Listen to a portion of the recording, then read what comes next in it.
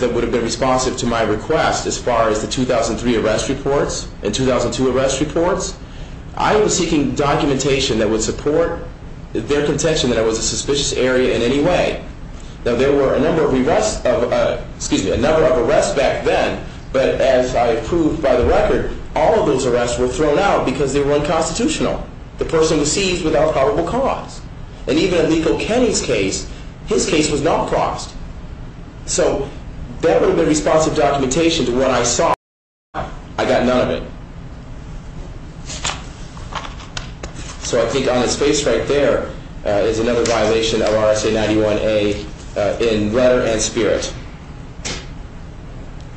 The next issue, and incidentally, I had to go get those documents from the courthouse. That's what I was just going to ask. Do you now have, independent of the sanctions issue, do you have the documents?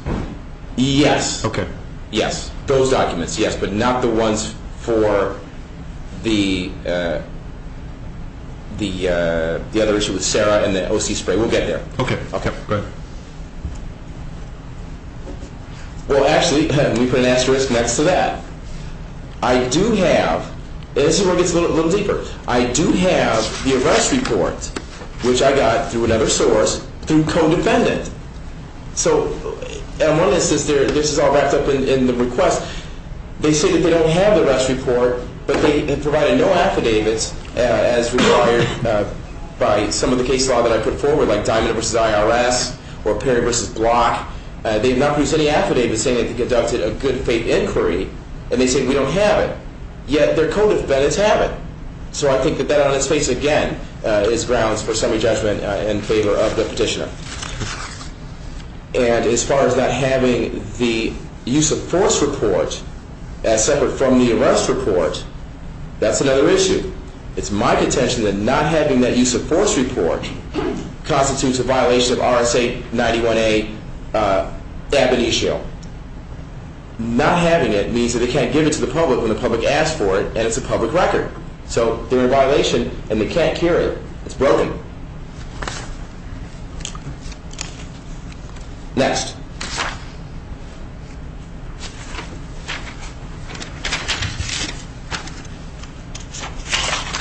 Yes, next I want to touch on the issues of the email then the complaint as filed by Attorney Troy Watts.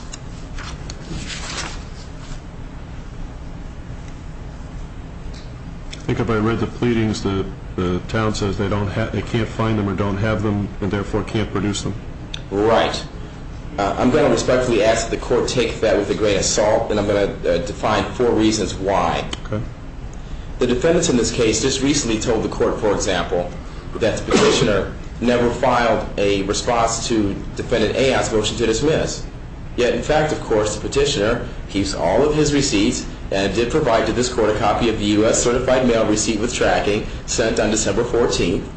The petitioner did, in fact, call the court and was informed that this court received that memorandum on the 17th of December. So that's one issue right there. They didn't even call the court to verify that. It's just a naked statement. Okay? On the second issue, they have said that they didn't have the 2003 arrest reports. They provided no affidavit to say that they put forth a good faith effort to get them. Just said we don't have them. But yet, in fact, they're right there. They're available. So in this instance, now we're going to turn and we're going to actually believe them when they tell us that they don't have reports from the OC spraying incident with Sarah? That's hard to believe. These are evidentiary matters. There's a video there, a desk cam video of the incident that Troy Watts has. I believe him. I believe him when he says that he wrote a complaint to Chief Montminy. I firmly believe him. I showed up at his office and discussed it with Oliver Ruff one day. He said, oh yeah, I stand by what I said. So your position with respect to that issue is that the town has purposely and willfully failed to produce the information. Is that essentially it? Oh, either way, yes. Either that, and I don't know which is worse. Either they did that. Well, you didn't get it. That's the bottom line. Or I didn't get it, right. Or they lost it. Okay. And it's not permissible for them to lose it. You know, the dog can't eat your homework, Your Honor.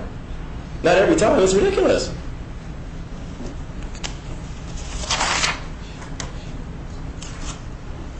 Okay. I understand your point there. Let's see. Next one had to do with police officer's failure to state names, badge number, and jurisdiction. I'm not sure I followed that one. Okay, I'll briefly explain. Bruce McKay had a history of not wanting to be responsive to people when they asked him questions.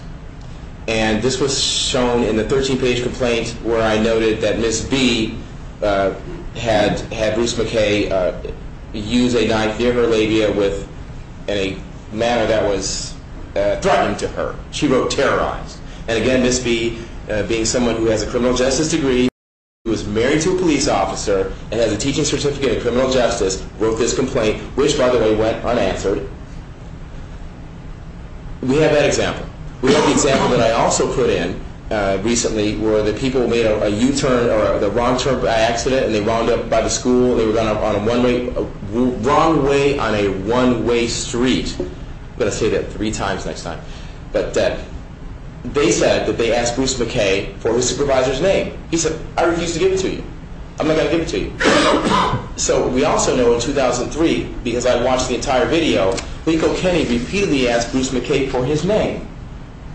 Bruce McKay never gave him his name, just kept him in silence. And it's that kind of conduct that breeds antipathy toward the police from the public. Not just young people like Lico Kenny, but from older people as well. People who've raised families out in the Franconia area, in the Easton Valley, and beyond. And so this is the type of thing that this court could help send a message to alleviate that by saying, hey, you know, unless there is an exigent circumstance, an officer has to give his name, his badge number, and his jurisdiction. It's somewhat of a novel approach, but I think it's well within this court's, given the facts of this case, I think that it's well within this court's jurisdiction to issue such a declaration. All right, I understand your position. Thank you. Were there any further questions then on the Franconia matters, Your Honor? I don't think so. I think the pleadings lay them out fairly well, and I'll let Mr. Mullen address those issues. And probably the most efficient way is why don't we break at this point, allow Mr. Mullen to address the Franconia issues, then we'll come back to the AG's issues, and you'll be able to present those. Absolutely, Your Honor. I do have one more thing. I was reviewing my notes, and this is a big one. I'm not the only one that requested information from the town of Franconia. A lifetime resident by the name of Jeff Jessamine, who is right there and willing to speak if the court should want him to, at your direction, Your Honor. He has repeatedly tried to get some of the same information from the town. I provided copies of his request for information where he asked for specific documents dealing with the Fox Hill situation, and he never got a thing, ever. I'll accept your offer of proof on that issue. Okay, thank you very much. And so then at that point now, the only argument that they gave back to me was that I didn't have standing to pursue that. But that's not really the law, though, and I provided the law on that matter, on standing as a media agent. I certainly do have standing to pursue that, and I'm not seeing it right in front of me now, but I certainly provided it. Oh, yeah, here it is. Of course I'm ready. It's Smith Publishing versus Town of Windsor. That case explicitly states that I have standing to pursue those issues. All right. Thank you. Thank you, Mr. King. Mr. Mullen. Thank you, Your Honor. RSA 91A has 2 components. One is access to public meetings, which isn't at issue here, and the other one is the production of public records, which is at issue here. That is all the 91A discusses and the purpose of it. Going through the documents here in seriatim, the first request by Mr. King regards the personnel file of Bruce McKay. We provided access to Mr. King, I think it was around the beginning of December. He originally requested the documents, I believe, in June of last year. He was denied based upon RSA 91-A 5:4, which exempts personnel records and other files whose production may constitute an invasion of privacy. After that request came in, several media requested similar type documents, and after discussions with my clients, we decided that we would produce portions of Mr. McKay's personnel file and redact